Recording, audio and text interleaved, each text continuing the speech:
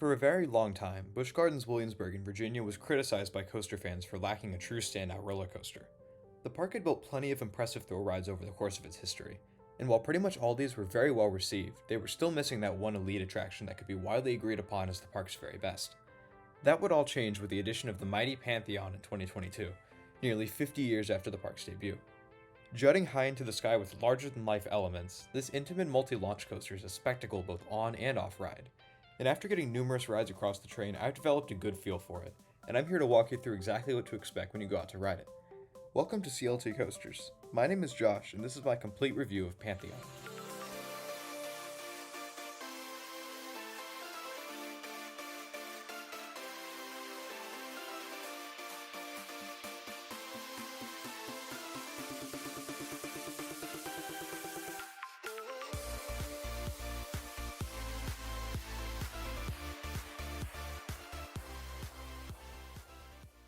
I mentioned how Pantheon made its debut for the 2022 season, but this actually wasn't supposed to be the case.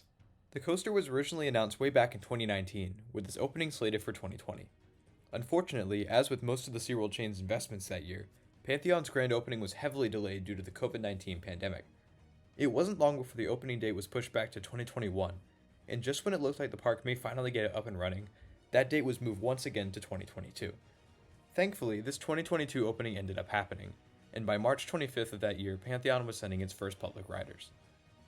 As far as its location goes, Pantheon can be found on the far left side of Busch Gardens Williamsburg, tucked into the back of a colorful area known as Festa Italia. It's a bit of a trek to get back to it, but you'll be able to see the coaster's tallest elements peeking over the trees as you get closer. To get to the ride entrance, you have to cross a bridge over the park's train ride that includes some stairs. But for anyone who isn't able to use these stairs, there's a ramp right next to them. You'll walk up to the ride entrance, where you're greeted by a grand entrance sign featuring stone columns and a really nice logo. It looks great, but unfortunately there isn't much theming in the queue or on ride. This is probably Pantheon's biggest weakness, especially since early concept art made it seem like the experience was going to be pretty nicely themed. They still play some dramatic music to set the mood though, and there's informational signs about the 5 Roman gods that inspired this attraction throughout the queue. These are appreciated because Pantheon's line can back up even on a quieter day. So if you aren't prepared to wait a while, I'd come here at the beginning or the very end of your day. You'll reach a set of stairs that leads into the station, but like the bridge across the train tracks, there's an accessible entrance up the exit ramp as well. Each train has 10 rows with 2 across seating, and you'll be able to pick your row once you get up there. If you have time, I strongly recommend doing both the front and the back, as different elements shine on different ends of the train. But if you can only choose one, I'd prioritize sitting in the back. The trains themselves have cool designs on the front and on the sides, and they look pretty nice. But the absolute best part of these ride vehicles are the restraints. Riders are secured with just an over-the-shoulder lap bar, and these are just glorious. They're extremely minimalistic, leaving your entire body completely free to feel Pantheon's many forces. Without a doubt, the best restraints that Intamin has ever produced. Once the train is locked and the train dispatches, you roll out of the station and through a slow S-bend section. This isn't thrilling by any means, but you can immediately tell that the coaster you're about to experience is smooth as glass. This sends you into your first LSM launch, which gets you up to 36 miles per hour. This launch is short and has some great kick to it, and it sends riders into the first of Pantheon's 2 inversions, the super slow 0G winder. This gives some amazing hang time throughout the train, but it's even better toward the back since you kind of stall at the apex for a split second. You roll out of the inversion and into a bank turn to the right, leading into 2 little hills that bank outward. These give light pops of airtime mixed with some laterals, and their best experience in the front rows.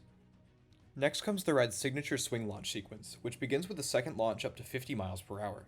This takes place over an airtime hill, but you won't get much as you roll over it. Yet.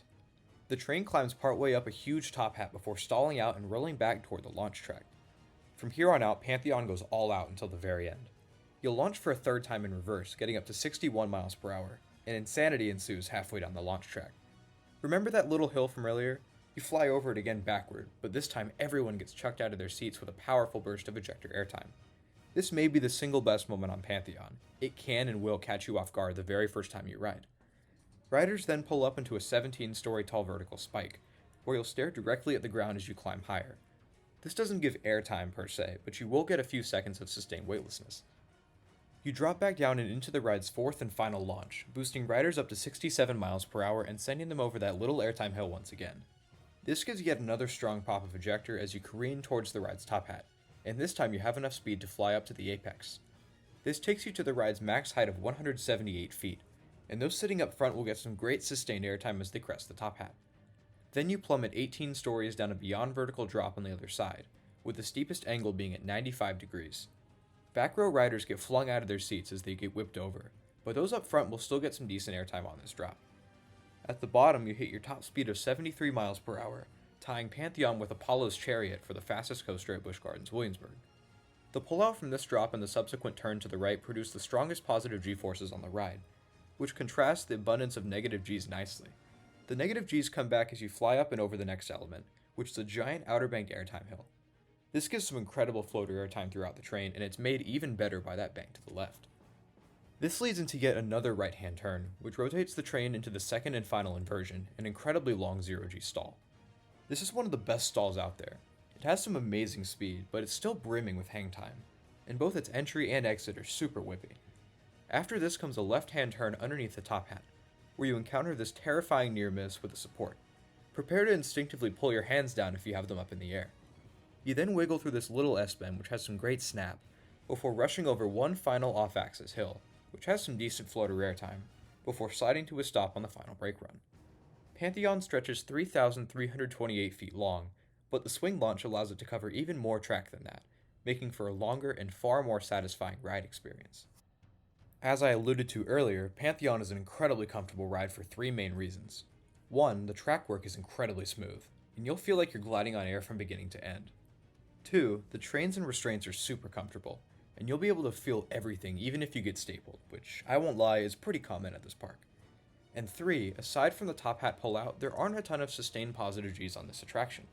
It's certainly not lacking in intensity, but it's not forceful to the point where it'll scare off a majority of its riders, which is something another Intamin across the state can't say. The last thing I'll discuss here will be your ability to ride Pantheon, or lack thereof. Pantheon has a strict height restriction. Riders must be 52 inches tall and under 76 inches tall to ride, meaning that if you're over 6'4", you won't be able to get on, presumably because of that near miss after the stall. This is really unfortunate, but we can't change the way the layout was designed. And when it comes to reliability, this thing does okay in that department. It doesn't break all that often, but it can be down for a few hours at a time when it does. If you're worried about it breaking on you, be sure to ride it early. The last thing you want to do is miss out on this beast entirely. So what's my final verdict on Pantheon? I think this is an outstanding roller coaster that finally gives the park its standout attraction. It does a little bit of everything, and given its extremely comfortable ride experience, it's one of the most re-rideable coasters I've ever experienced. On a scale of 1 to 10, Pantheon's getting a 9.5, and honestly it's knocking on the door of a perfect 10.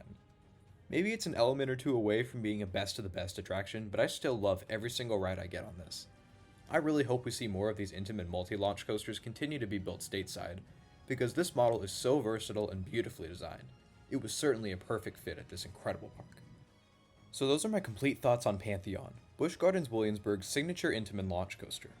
Feel free to leave any thoughts you have down in the comments. If you haven't already, please consider giving this video a like and subscribing to the channel. Each one helps me out tremendously. And be sure to check out CLT Coasters on Instagram. The link's down in the description. Thank you all so much for watching, and I hope you have a fantastic day.